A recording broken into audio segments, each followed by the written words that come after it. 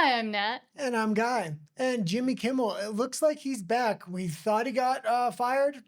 Perhaps not. It looks like Disney's bringing him back. We do have some action you can take and some phone numbers you can call if you don't like the fact that he's back. Let's get into it with the X. And before we start, we're trying to get to 500 subscribers, so please don't forget to subscribe. It's the best way to help us out. From Nick's Autor, alert! Just because Disney is reinstating Jimmy Kimmel does not mean ABC affiliates have to air his show. Nexstar and Sinclair own a combined 63 ABC stations. They do not have to air his show. Get Loud text at NXST Media Group and Sinclair to keep Kimmel off air. To call Nexstar, you can call 972-373-8800. To call Sinclair, you can call 410 568-1500. And that's a 1 before those numbers because you probably live out of state. That being said, the affiliates do not have to air Jimmy Kimmel.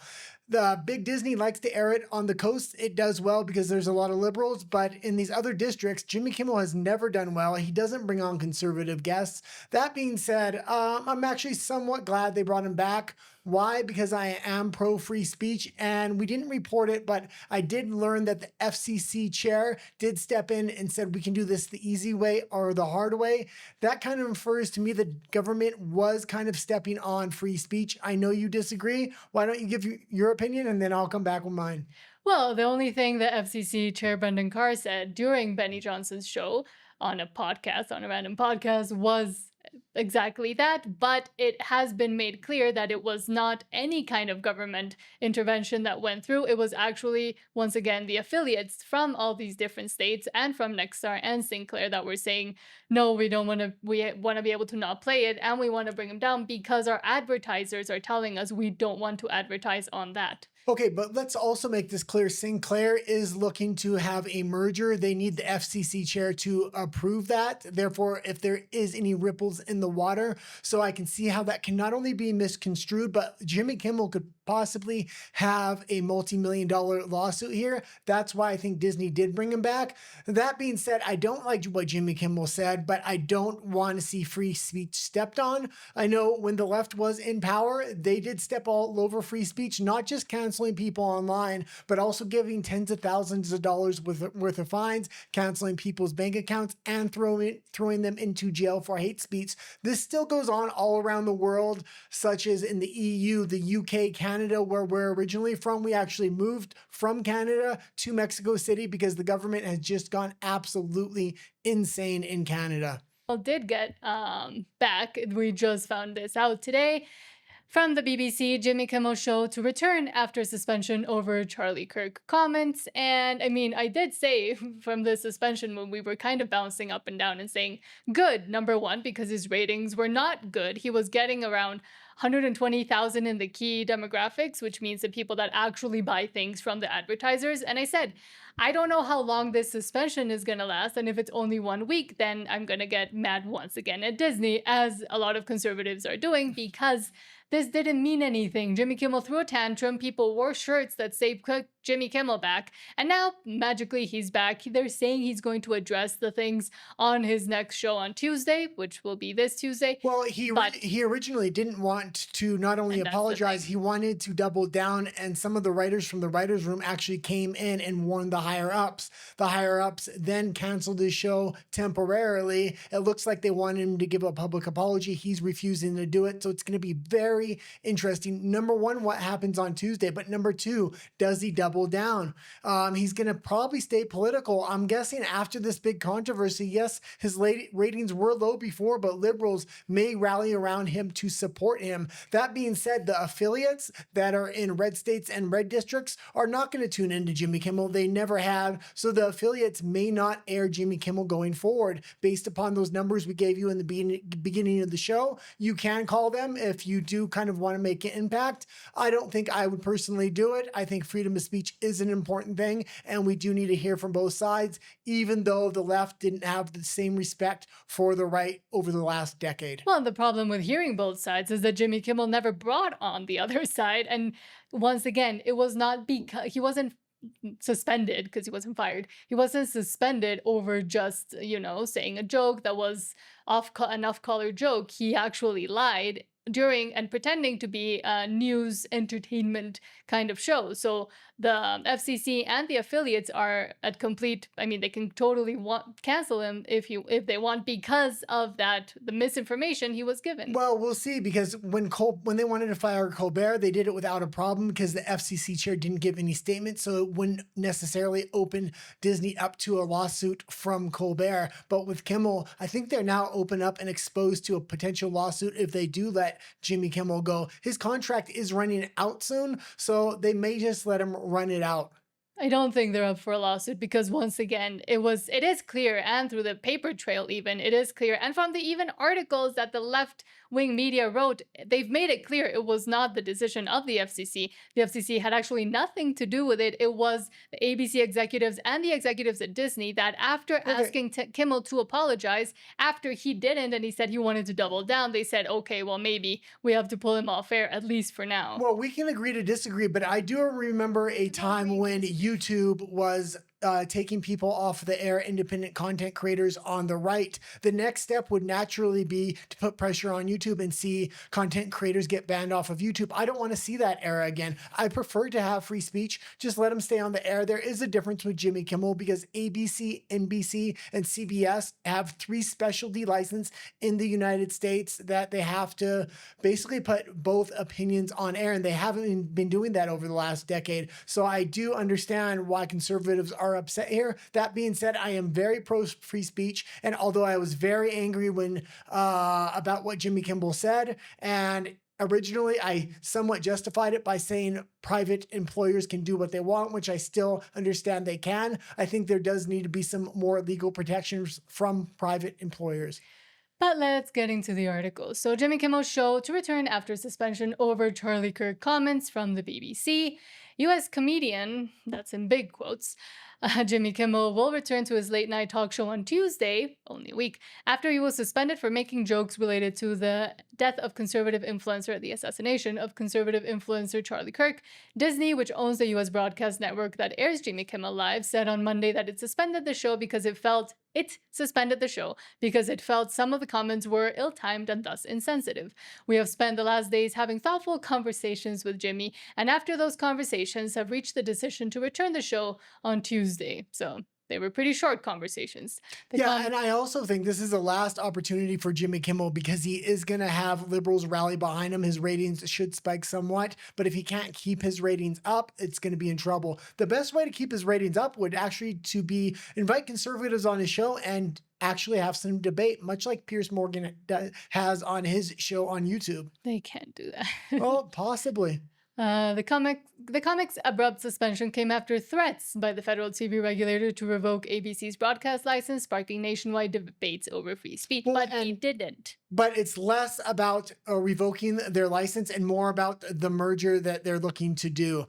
And this is why a lot of these Trump lawsuits are being settled out of court, because a lot of these companies like Disney have assets in a lot of different media places, and there is a ripple effect where if you upset the government here, they might punish you over here. So especially with this merger coming up, they don't want to ruffle the FCC chair's feathers. I mean, maybe, but I still think that the whole trying to make it about being the FCC and being the government trying to censor him. No.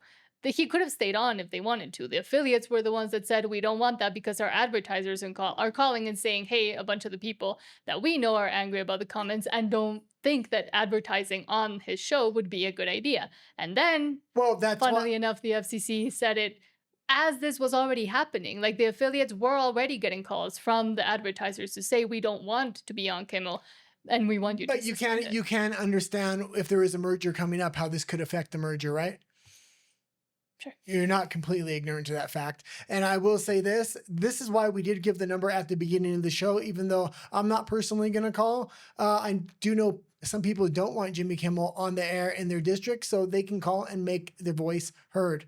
For me, it's also more about the fact that they were trying to almost equivalent the fact that Jimmy Kimmel got suspended for just 1 week with the assassination of Charlie Kirk. Like, they were trying to make it seem as it was this exact same thing, and as they cared so much about free speech, when we see them lie time and time again. And we also see how, and I mean, it's pretty well known how the news fabricates and is able to twist around things. So Jimmy Kimmel, his staff, anybody that was writing that joke, because I'm sure it was not Jimmy Kimmel, were able to go watch the conference that they gave from the Utah sheriff and the prosecutors that were saying, hey, we know that he is left aligned. There's all this evidence. We have the evidence on the bullets, the inscriptions. That is all pretty obvious leftist, not even far left, but leftist rhetoric. And most people were already commenting on it by the time he made those comments. So he was willingly and on purpose misleading the public with the statements he gave. So if he's pretending to be a news outlet of some sort,